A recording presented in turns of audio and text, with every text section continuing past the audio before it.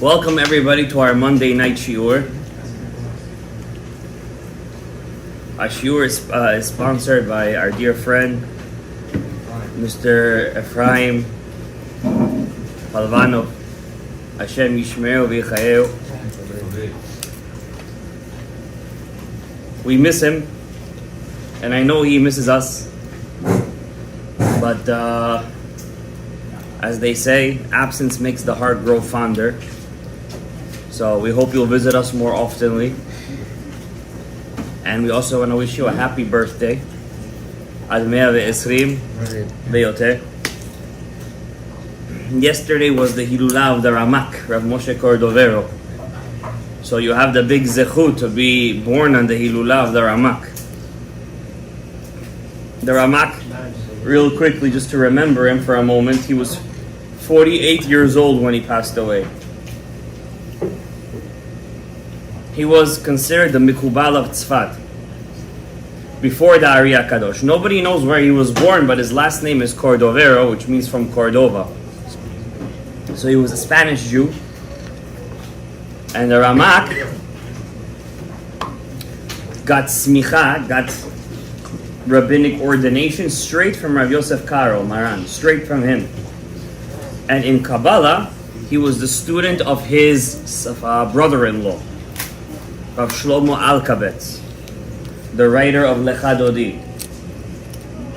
Rav Shlomo Gadaev was the Ramak's brother-in-law and his Rebbe in Kabbalah. The Ramak is one of the only rabbis in history to write a full perush on the Zohar. It's called Or HaChama, the light of the sun. And it's also called Or Yakar, beautiful light. It's those red books over there, those tall red books. Those are the perush of the Ramak and the Zohar HaKadosh. When the Ari HaKadosh was 36 years old, when he went to Tzfat, he went to find Rabbi Chaim Vital. Rabbi Chaim Vital was originally a student of the Ramak. Originally. And he came to teach him. Rabbi Chaim Vital didn't want to learn from him, so where was the Ari all that time? What was he doing? He opened up his own yeshiva? No, learning. Never. As long as the Ramak was alive, the Ari HaKadosh put his head down in front of the Ramak and made himself like his student. We don't know how long they learned together. Not long. Maybe half a year they learned together. But we do know that the Ari quotes him in his Perush on the Zohar. The Ari has a Perush on the Zohar, and he writes, with respect, even though he wasn't really his Rebbe, I give a respect to my Rebbe, the Ramak, and this is what he had a Perush on the Zohar. So we know that they did learn together. Really briefly, when the Ramak passed away, the Ari HaKadosh said, make way for his coffin, because there is a pillar of fire around his coffin, and only one person or two people in the generation ever have that zechut. And the students of the Ramak knew that the person who could see that pillar of fire, because the Ramak told him he's the successor of him for the yeshiva. And that's how the Ari first got his first yeshiva. How big was the Ari HaKadosh's yeshiva? 10 people. It was 12 guys. It was in the basement of his house. This was like this. This was his yeshiva. This was Ari HaKadosh's yeshiva. He had 3 mishmarot, 3 shifts. Rabbi Chaim Vital was in the midnight shift. Every shift had 12 students. In one of the shift, guess was who there? Guess who was the student? In the morning shift. The Al shift. Wow. The Al shift was in the Ari's morning shift. Rav Chaim Vital was in the midnight shift. So the Ari HaKadosh would learn around the clock, and they would learn in shifts, 12 students, 12 students, 12 students. And there was a reason why he did that, until unfortunately the Ari passed away on the 5th of Av, coming up in, a week and a half? Yes. So in about another week and a half is going to be the Hilulah of Rabbeinu Ha'ari. I think it falls 5th of Av, Thursday night, if I'm not mistaken. If it falls Thursday night, we'll do a big Hilulah for him. Bezrat Hashem Yitbarach. So I just wanted to say a couple of words from the Rav. Every year I do a Hilulah from him, but yeah, it's Monday night? Or Sunday night? Monday. Monday itself or Monday night? Monday night. Sunday night. Sunday night. So we'll do a Hilulah for him Sunday night. So I just wanted to say a couple of words of the Ramak just to remember him. And we all know his special book called Tomar Devorah.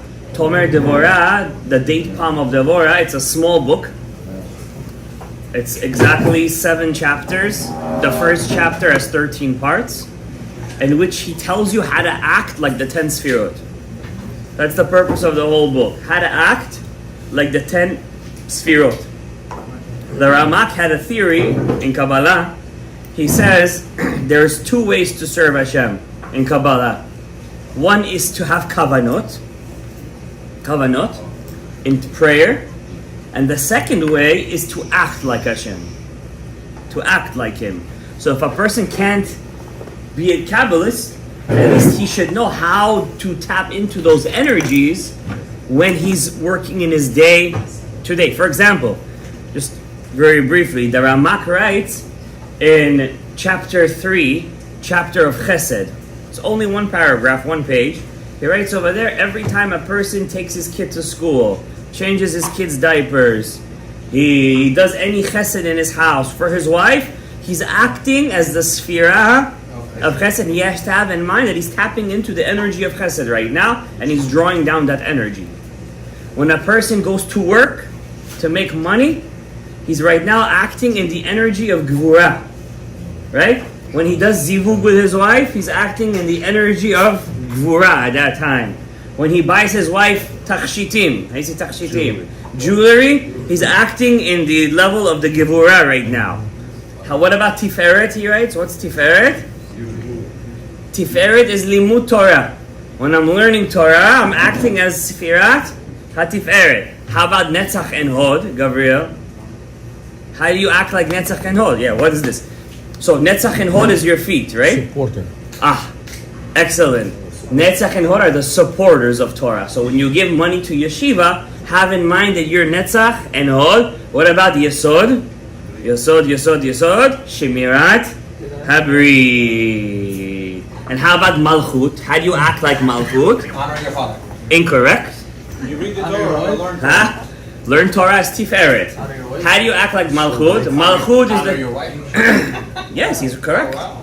But he says the Malchut is the divine presence. He's ever since the Beit HaMikdash was destroyed, which is what we're lamenting in these 3 weeks, the Shekhinah is in Galut. How do you connect to the Shekhinah in Galut? Rabotai, how do you connect to the Shekhinah Malchut in Galut? How do you do it? It's a crazy chidush. You have to take upon yourself Galut. You hear what he says? You got to take a satchel and a bag and go. Huh? That's what he used to do. He has a whole book, all the chidushim he had. I have this book. It's called Sefer HaGirushim. That he had. Well, he took upon himself Galut to be with the Shekhinah. He wrote over 30 books in his lifetime. Over 30 books. He was a great man. And we hope that his zechut will be megen on Kol Am Yisrael. Right, during these 3 weeks, we have a lot of yortzites. Tonight's yortzite is the yortzite of Rabbi Yaakov Yosef ben Rav Dov. The Satmar Rebbe used to say, if a person wants to go and pray to Hashem and have his prayers answered, he should go to Union Field Cemetery. Now, I told you guys many times, it's not good to go to cemeteries. If you go, you should go to the mikveh. Cooper Avenue, right? By Union Field Cemetery. Over there is a rabbi. He passed away 1909, something like 1902. First and only chief rabbi of the whole New York City. His name was Rav Yaakov Yosef, but also known as, yes, him. His name, you can't see the picture. Here's the picture. So yeah, he passed. Does it say when he passed away? No, it doesn't. So it says? No, it just says the yortzeit. It doesn't say what year he passed away. So Rav Yaakov Yosef ben Rav Dov, I had the zechut, I think, of being one of the first Bukharian Jews to ever daven over there, if not the first. And bring other Bukhari. Yeah. If you go there tomorrow, it's going to be packed. I went there today. So I went there today with Roma, with Rachmin. So yeah. So therefore, it's a very big zechut if you want your prayers, especially on his yortzeit, to go over there. That tzaddik is on his kever. Okay. Now I want to say a chidush today. We know this week is the 3 weeks. These 3 weeks we're in the middle of the 3 weeks. We're in the middle of the 3 weeks, and we know that a lot of tragedies happening during the 3 weeks because it's the time of din. Din meaning Judgment. How do we know? During the 3 weeks, it starts with Shiva Asar B'Tammuz, the 17th of Tammuz, and the climax is what? Tisha B'Av. On Tisha B'Av, the first temple was destroyed. On Tisha B'Av, the second temple was destroyed. On Tisha B'Av was the Spanish Inquisition, the edict of the Spanish Inquisition. Sit over here in the front, Sadiq. I want to see you. Sit over here. World War I started on Tisha B'Av. Yes, Beitar was destroyed on Tisha B'Av. On Tisha B'Av was the edict of the Spanish Inquisition, which effectively ended Spanish Jewry. That's what he was saying. Yes, it was the edict. I forgot what city was it. It was I think. The spies. That was the day. It started all with the 10 spies. They came back on Tisha B'Av. We read that parasha. What parasha is it, guys? Shlach Lecha. Right? So on Shlach Lecha, we read about the 10 spies that they came on Tisha B'Av. They cried. They cried for nothing. And Hashem said, you cry for nothing, I'm going to give you a reason to cry. Forever. Okay? How can we stop?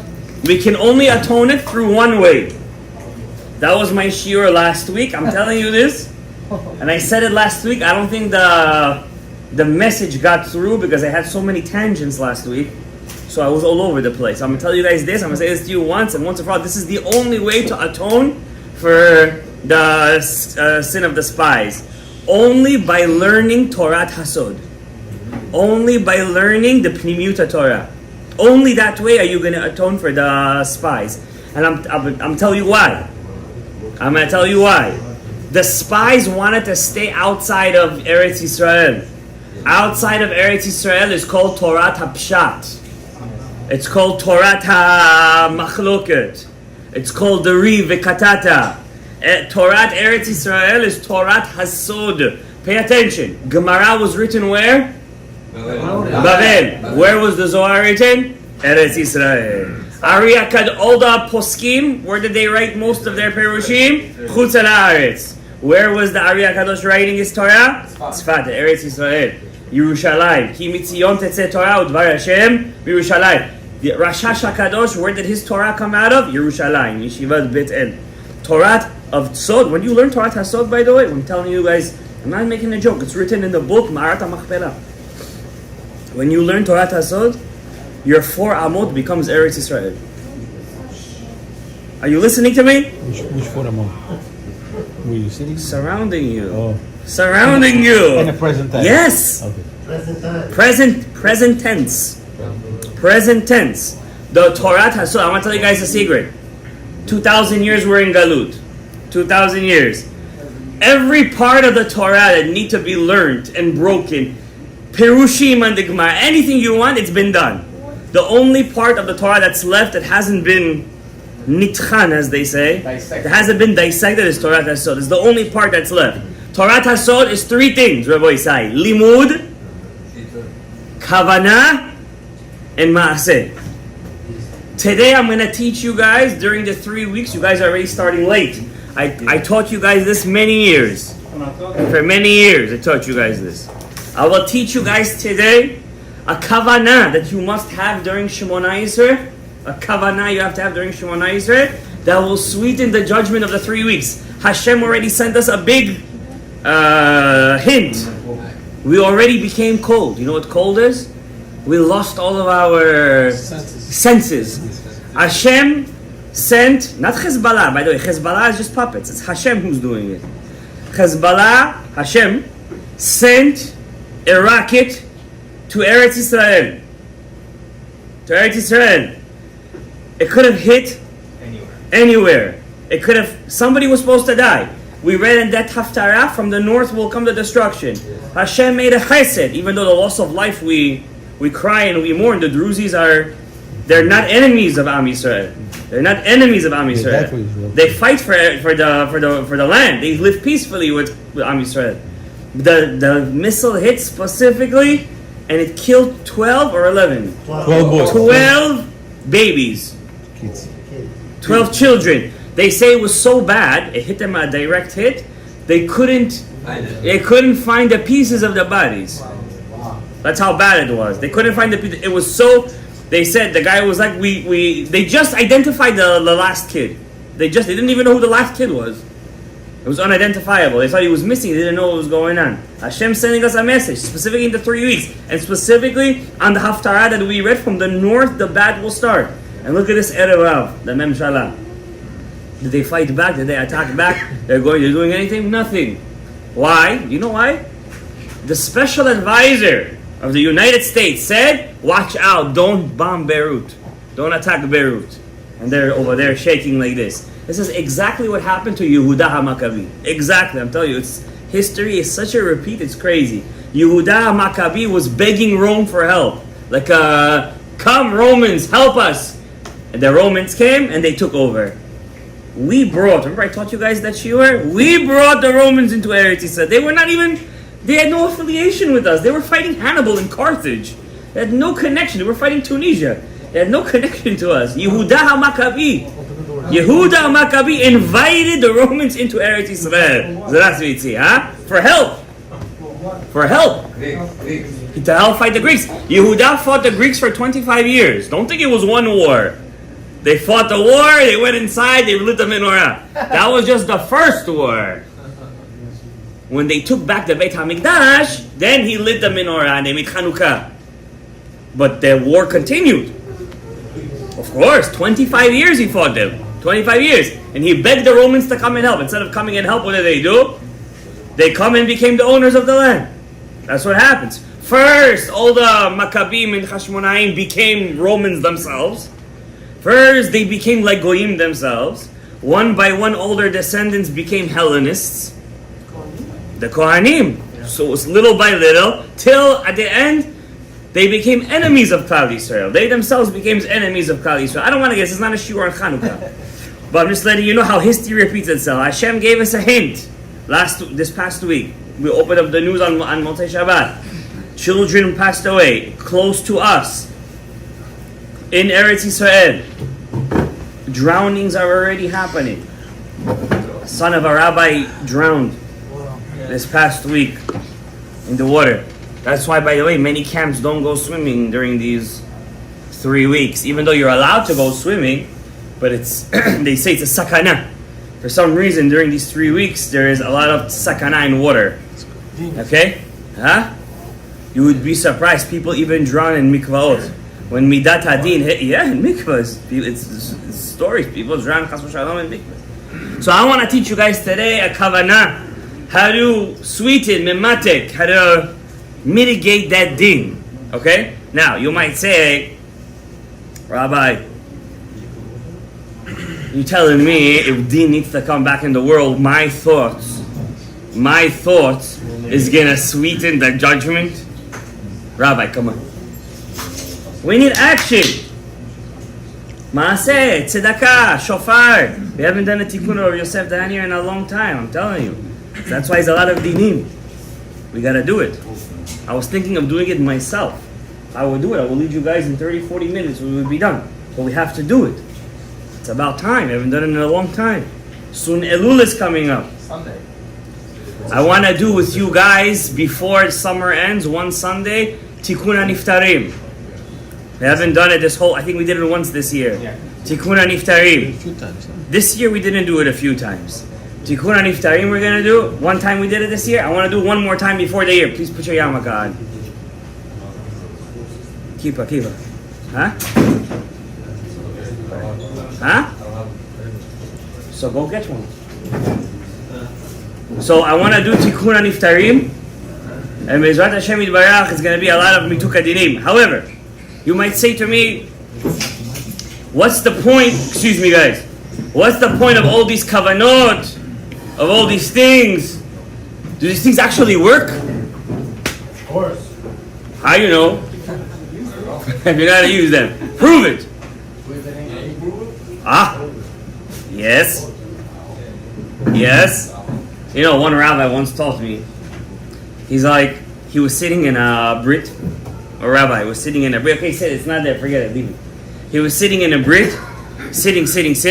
He's like, Hashem, I want some vodka right now. Like this thought came to his head.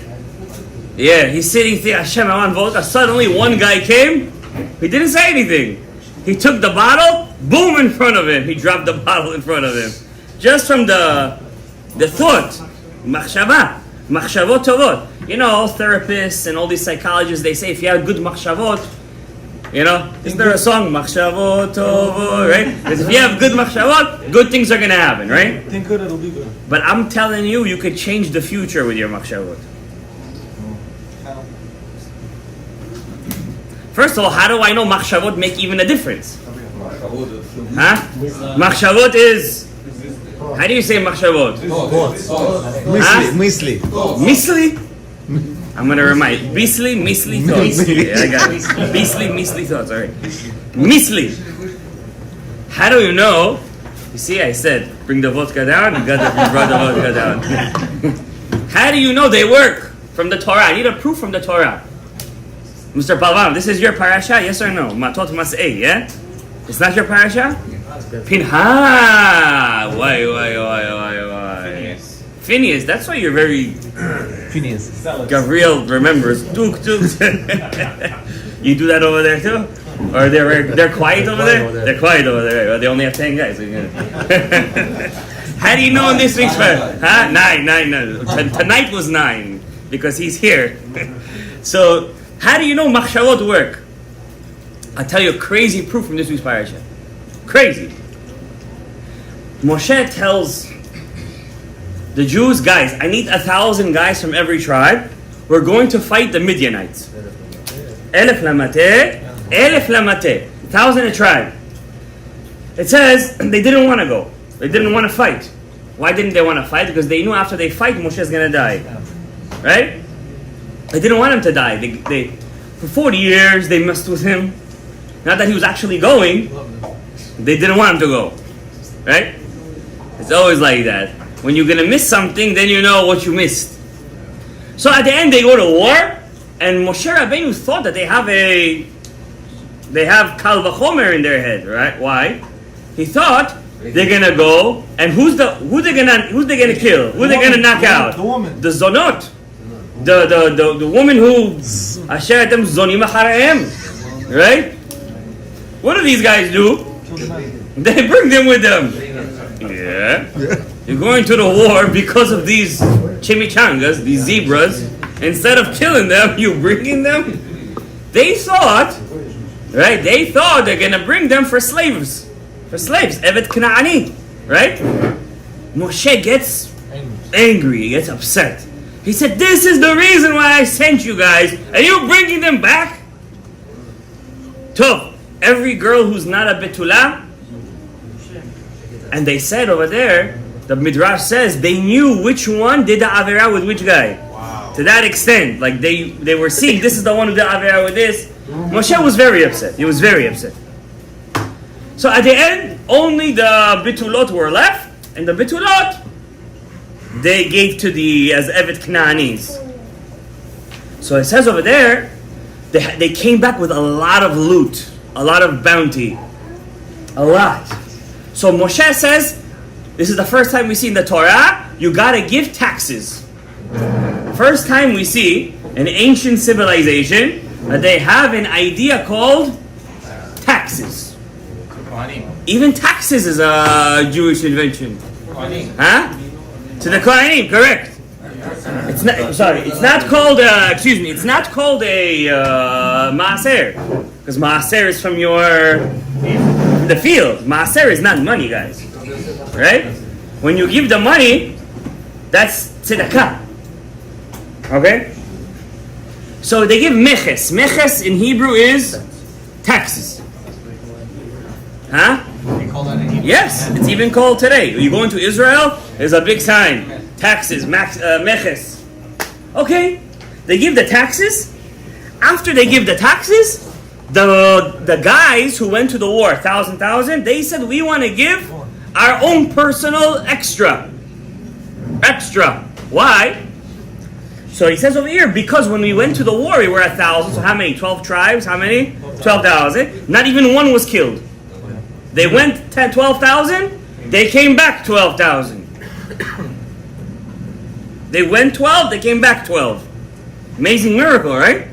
This is not a war with tanks and missiles. This is a sabla. Hand-to-hand combat. Yeah. Hand-to-hand combat. And these are Midianites. They're not some, this is an ancient civilization. These guys are just 40 years old. They're coming out of Egypt. This is the new generation, by the way. It's not the old generation. These are 20-year-old guys. And they're going to war against seasoned Midianite warriors. So he said, we want to give extra. So what do they give as the extra? They said, we found over there the jewelry of the women. We found over there bracelets, anklets it's called? Anklets, earrings, agil for the nose rings, and chumaz.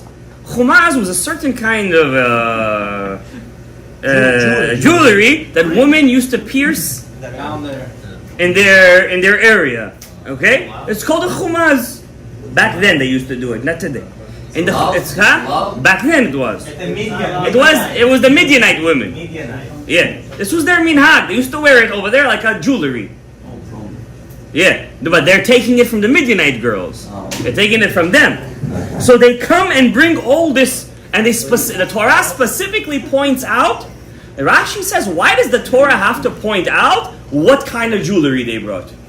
Why? Just say they brought the jewelry. Why? It says ring, bracelets, anklets, necklace, and it goes too deep. Alright? What's going on here? So it says, Rashi says, to teach us why they brought it. But you said why they brought it, because they came back alive. They weren't supposed to come back alive. Because when they went over there, they had bad thoughts when they saw the girls of Midian. They were very beautiful. Okay. To give a kapara, an atonement, for what? Atonement. For machshavot ra'ot, they gave that as tzedakah. From here we learn two things. Number one, tzedakah is a kapara for machshavot ra'ot. And number two, what do we learn over here? That machshavot ra'ot can kill you. That means machshavot have an effect on you. What do you mean? That's the proof. That's the proof. That means if machshavot meant nothing. If machshavot meant nothing, Gabriel, am I right or wrong? Would they bring the korban? And this korban, that they brought, this money was so special to Hashem, was so special because they were on such a high level to bring an atonement for their bad thoughts. It was such a high level. God said, I don't want you to use it. Put it in a basket and leave it where? By the Aron Kodesh. Forever. You guys hear what I'm telling you over here? You guys don't hear what I'm saying to you. This was such a beautiful korban to Hashem. It was such a beautiful kapara that Hashem said, take it and leave it as a testimony forever. Forever.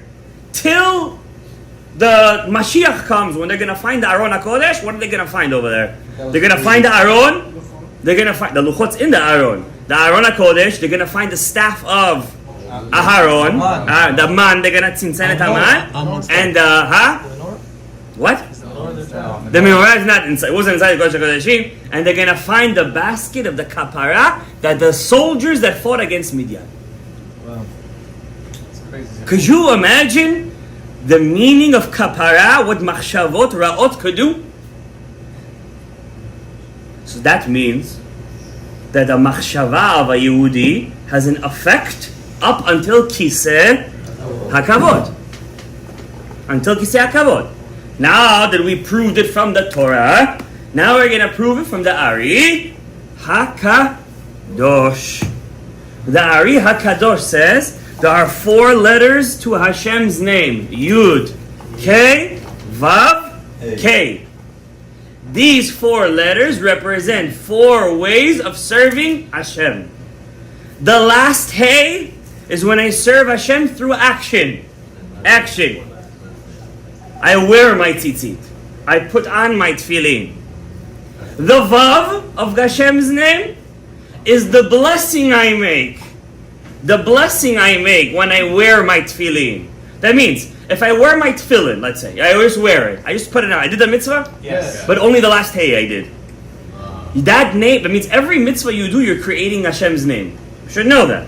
Completing it. You're creating it. You're revealing it. You're revealing it. So if you just put on your tefillin without doing anything, what did you do? You just revealed the last hey. Which means, when that hay is going to go up to Kisei HaKavod, when it's going to come back down to you, you're also going to get a small little hay back. Right? And then, the second is the blessing. If I do it with a blessing, I also put the Vav. What's the first hay? Kavanot. Machshava. I know what I'm doing. I have a machshava that I'm wearing tefillin right now. If I don't have, let's say when I'm wearing tefillin, I'm thinking about how I'm going to go to work right now. I'm missing the first hey of Hashem's name. What's the yud? The yud is kavanah. It's kavanah. What's the basic kavanah you're supposed to have? Deoraita, but there's a deeper kavanah you're supposed to have. I'm doing it because Hashem told me to do it. That's why we say l'shem yichud before we do any mitzvah. But even this became robotic because I'm saying things I don't even know what I'm saying over there. Even that became robotic. See how robotic we became? Now, there is an extra part, that's the 5th level. Nobody has reached this level. Only very few people reach that level. That's the kotz of the yod. What's the kotz? The tip. On the top? On the top. Some say top, some say bottom, some say the other tip. Be happy with that tip, only very few people could do this. So that means if I put on tefillin, I say the blessing, I have machshava, kavanah, I fulfill the mitzvah completely. But I'm still missing the tip of the yud. Happy. I have to do it with all my jelania. Jelania? I gotta do it with all my jelania. I gotta do it. Wow. Who here wakes up in the morning to shacharit and like, yeah, modani lefanecha, let's go to shul. Kakoi, 3 years in a running. You coming to shul? You coming to shul? You coming to shul? Right? I mean, Baruch Hashem, even for that, no, huh? One time in your life, yeah. Oh, the Gemara says one time in one of the rabbi's life, he wore tefillin with simcha, and he was so happy the whole day. Wow. One time in his life. I think it was Rav Brona, one of them. One time he did besimcha. Now, here is the thing. There are some mitzvot it's easy to do besimcha. Like which one? Eating? Ones who come rare. Rare. For example, Yom Tov. Right? V'samachta. The Vilna Gaon famously say, you know who the Vilna Gaon was? The Gaon Vilna. You guys know him? You guys heard of him? Good. No. The Vilna Gaon is basically what the Ariya Kadosh is for Sfaradim. The Vilna Gaon is for the Ashkenazim. Okay. It's to put it in that perspective. The Vilna Gaon, Gaon Mevilna, used to say the hardest mitzvah to keep is v'samachta b'chagecha. He was such a serious guy, Ashkenaz. He was such a serious guy, he couldn't break out of that seriousness. You know? But to be v'samachta, you need a little bit of frivolousness. You need to be a bit light. Some people just can't be light. It's very hard, right? That's why they say, "Ein simcha ela bebasar v'yayin." What do we do? Ein simcha ela b'yayin ve'od yayin until the yayin comes out of the mouth. You understand? We don't know the stop. We don't know the limit. Me included. Chai. This guy gets simcha with chai over here. I love this guy. Yeah. Maybe it's something in chai, for real. He never makes it in shul. Now that you mention it, he never makes chai in shul. There's something in that chai. Alright, now let's teach you guys the kavanah. By the way, when you're learning Torah and you're smiling and happy, you're doing the mitzvah with reutah delibah. That's why Rava used to teach the mitzvah before he taught Torah. He used to make a joke. He would make a joke to lighten up the mood. Yeah, to be a little. It's not good always to be heavy. You know that energy you're giving out, that heaviness. You know, people don't want to be next to you, right? Why do people love the class clown? Because he's light. He makes everybody laugh. You know what I mean? Nobody likes the serious nerd sitting on the side. Am I right or wrong? You gotta lighten up. That's why they call it lighten up. Right? And when a person is depressed, they say, you're so dark, so moody. Right? So therefore, now that we learned this, definitely the hardest mitzvah, it's the only mitzvah in the Torah, it's called avodah. What mitzvah is that? What's the only mitzvah in the Torah? It's actually called work. Prayer. Prayer is very hard, guys. If we would learn, like, we learn with some of the guys here in the during the day, like 10, 11 o'clock, we get an hour of shiur. Guys, how many halachot, today we just did the halachot, how to go up to the Torah. Hold it on the thing, hold it with one hand, hold it with two hands, how to go up. So many, it's an avodah. To know how to do it, how to bring the Torah out, what to say, It's a lot of avodah. And unfortunately, when you're in avodah mode, it's very hard to be besimcha. Okay? But a person has to choose one part of tefillah that he has to do it besimcha rabbah. One part, for example. Aleinu l'shabbat. That's cute. But there is one part of the tefillah that when a person gets over there, it's very easy to him to be besimcha. For everybody, it's different.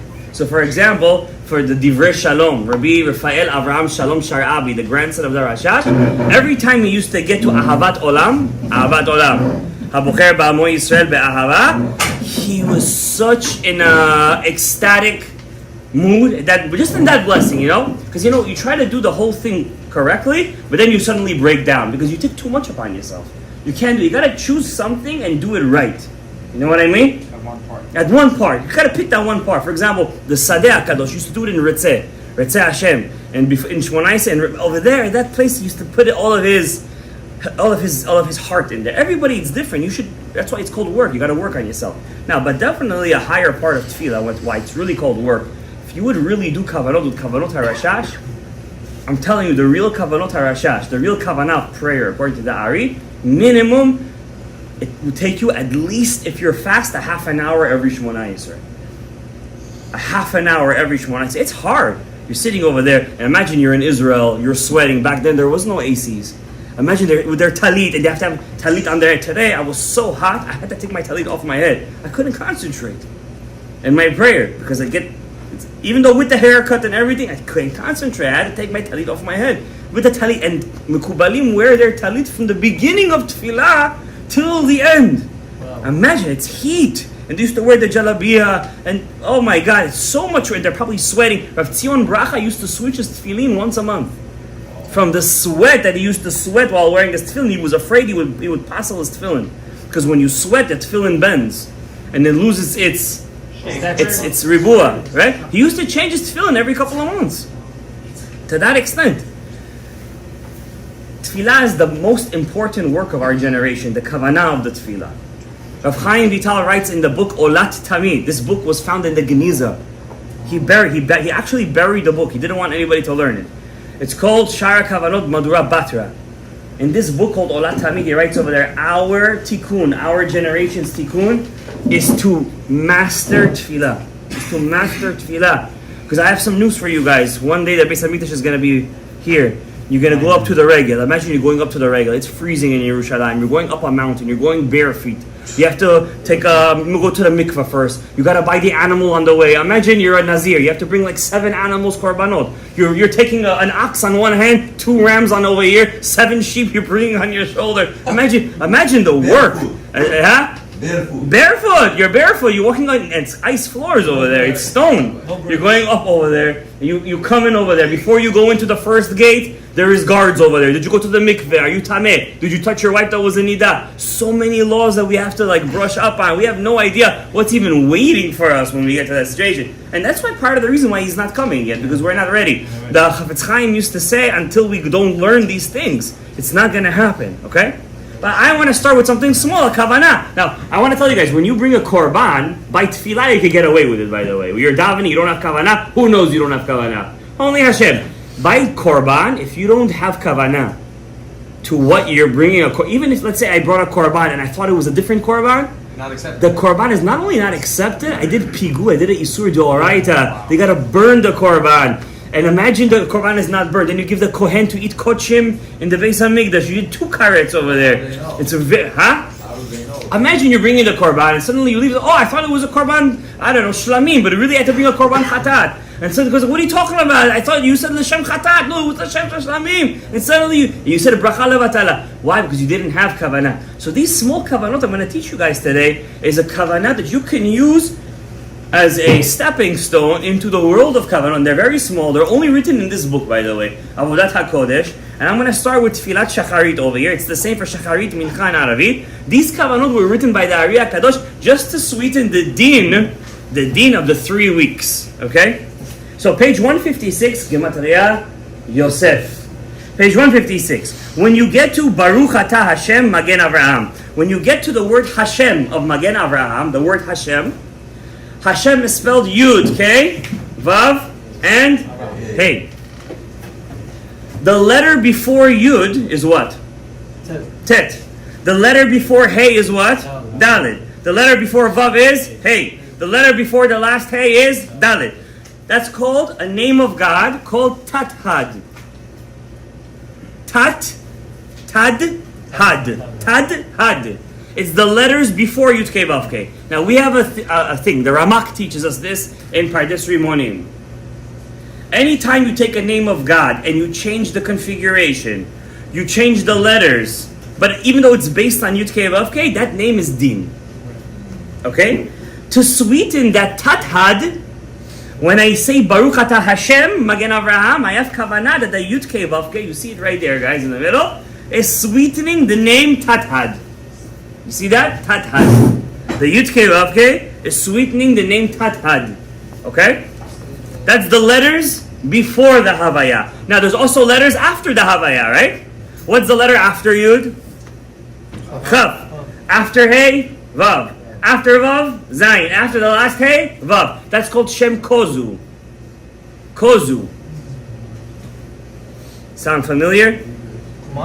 Kumas. Shem Shel Din. Right? Also in your mezuzot, some of them have the name Kozu written in the back. In the opposite side of the middle, it's Shem Kozu. Shem of Din. That's also where you see it. When you say, now go to page 159. Baruch Atah Hashem Mechayei Ametim. The Yud Kei Vav Kei is sweetening the Kozu. Remember, what's Kozu again? The letters after Yud Kei Vav Kei. Now, page 161. There is a name of God we get through Atbash. You guys know what Atbash is? It's the reverse order. The Aleph, the Yud, for example, the Aleph is a Taf. Bet is a Shin. You see, it's called reverse order, right? You get it? Are you with me? Working on it. You're working on it, all right. It would be easier if you would have a siddur in front of you. By the way. So, Atbash, for example. Your name is Rochelle. How do I configure your name in Atbash? I take the letter Reish, right? No. The Reish turns into a Gimel. Atbash Gar Dak. Reish is a Gimel, right? So let's say I want to know what my name means. I have to see the power of my name in Atbash.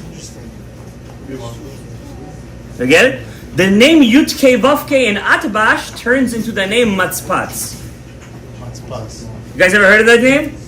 You know they say when you eat olives, if you don't want to have shikha, you got to think of the name Matzpatz.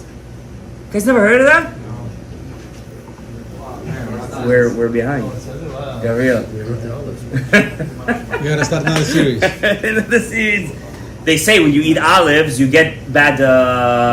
Forgetfulness. You get forgetfulness. How do you break the forgetfulness? Thinking of that word? The name that is inside the zayit is the name of Yud Kei Vav Kei in Atbash. It's Shem Matzpatz. So if you eat olives and you think of the name Matzpatz, you don't get the forgetfulness.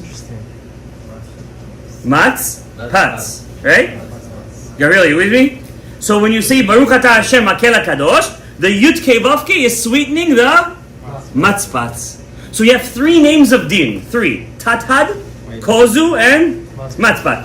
Every Yud Kei Vav Kei is sweetening one of those names of din. Are you with me? Huh? You with me? It's not rocket science, guys. This is not rocket science. It's a bourbon. It's the bourbon. Listen, I don't know what you got over there, but You gotta highlight these Huh? things in the book. I'm not gonna highlight nothing. You gotta highlight. It's your So avodah. the first one's the letters before. First one is the letters before. Next one is the letters after. The third one is atbash. Atbash. Not akbar. Atbash.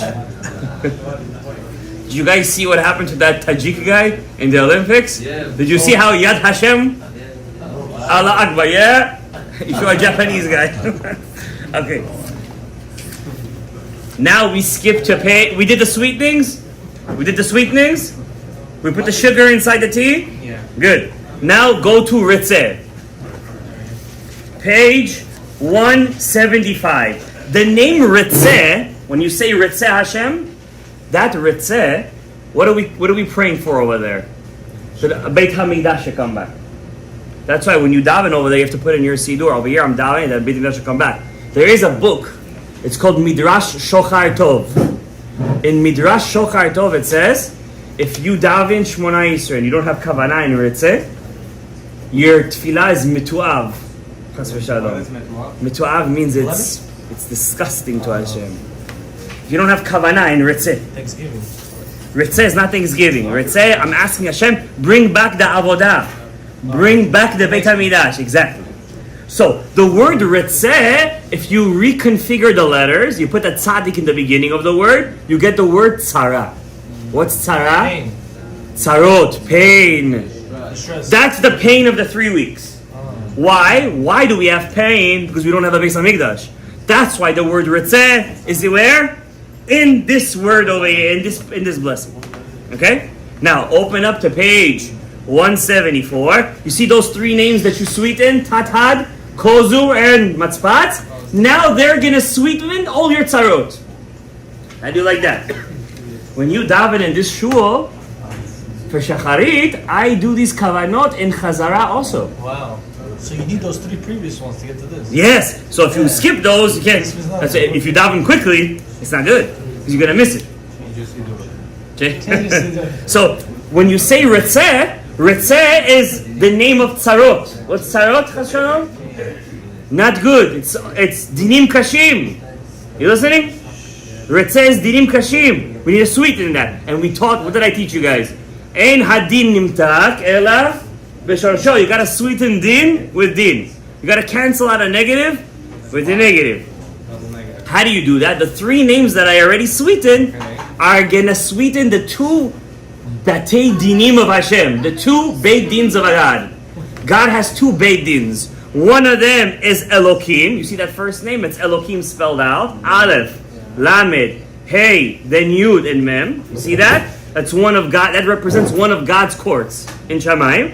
And the second one is Ammonai. You see that? Elokim and Ammonai. Those are two of God's bedins. I'm going to sweeten them with the Tathad, Kozu, and when I say the word, huh? Say it out loud. Ritzeh. So I turn the tzara is the chas v'shalom pain, to Ritzeh. What is Ritzeh? Give me love, give me Ritzeh, want me Hashem, right? So the word tzara means pain, Ritzeh means to want me. Okay, you guys see how beautiful it is? You guys don't see how beautiful it is. I don't see you guys. You're teaching It's 20 it's pretty advanced. I'm not even teaching nothing advanced over here. The next part is advanced. Page 180. The last part. Do you appreciate now what's tefillah? We barely know. Okay, we're starting somewhere. Huh? Again, we got the same letters. But this time it's an even bigger sweetment. Why? Sim Shalom. There is no greater sweetening to God than Shalom. You have a big name to live up to. Thank you. The Sim Shalom has two shin. The letter of shin represents din. The letter shin. Why? Shin is esh. Fire. Shin is the letter aleph, just reconfigured. Why? Aleph has three pieces, right? Shin also has 3 pieces, right? So it's Aleph and Shin together is Esh. The Aleph is the beauty of the Esh. The Shin of the Esh is the destroyer of the Esh. Of the Shin. Okay? So when you say Sim Shalom, again you have the Kavanah twice. First, again, Tathad, Kozu, and Matzpatz is sweetening the 2 Batei Dinim, and then you think it again. Sim Shalom, I'm sweetening the next Shin, but this time I'm adding the Yud Kei Vav Kei over there. You see the Yud Kei Vav Kei? Now the Tathad, Kozu, and Matzpatz gets an even bigger sweetening from the Yud Kei Vav Kei. Back to the source, and again it sweetens the 2 courts of God, Elokim and Amunai. And this kavanah that I just taught you guys, you have to have it every single day of the 3 weeks. 3 times a day. If you're Chazan, 5 times a day. Arabi, there's no Chazan. Shabbat, we don't have this kavanah. On Shabbat, we don't have this kavanah. Only during the week. And Bezrat Hashem, guys, if you will connect with the kavanah, number 1, you're bringing Mashiach closer. Number 1. Number 2, you're fulfilling the mitzvah, Yud Kei Vav Kei, Machshava, Dibur, Maaseh, and Kavanah. And number 3, you're doing good for your own life. Because by doing this, when the deen has to come down to you, you're turning it from a tzara, chas v'shalom, to what? To ritzeh. Bezrat Hashem yitbarach. We're going to have the Beit HaMikdash very soon, this year, Bezrat Hashem. Baruch Adonai le'olam. Amen, amen. Rabbi Hananiah ben Akashia omer, Ratzah HaKadosh Baruch Hu lezakot et Yisrael, Yagdil, Toy Rabbi Yadi.